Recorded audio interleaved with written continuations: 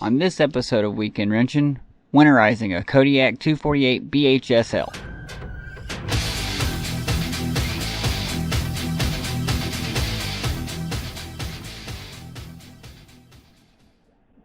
Welcome back, everyone.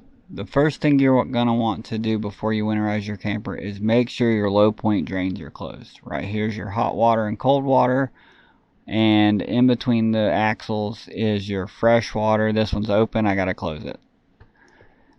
Then when you come in the camper, you're going to go under the bunkhouse and access this panel, remove this panel to access the hot water heater. And the hot water heater has a bypass valve on it for winterizing. So you're going to close this top valve, close the bottom valve. That will bypass the hot water heater. You do not want coolant in your water heater. Then you're going to come underneath your pantry and remove the lower panel of your pantry, and that will give you access to your freshwater pump.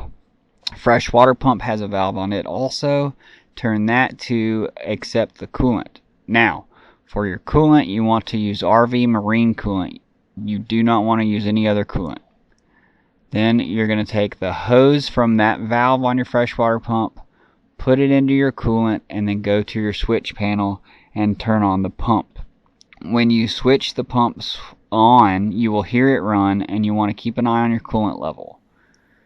Then, once the pressure has built up, go to all of your faucets and turn on hot and cold one at a time until you see the pink come out. Make sure you do the sink, the toilet, the tub, hot and cold, and don't forget to run some through your shower nozzle also. And then you're going to go to your kitchen sink, hot and cold on it also, and that is really all there is to winterizing the water on your travel trailer. That's it. This is a 2021 Kodiak 248 BHSL. Any other travel trailer, the steps are going to be basically the same. You've just got to find your access to your hot water heater and your freshwater pump, and make sure you use the RV marine coolant, no other coolant. If you have any questions, comments, or suggestions, please leave them below. Thanks for tuning in, guys, and keep on wrenching.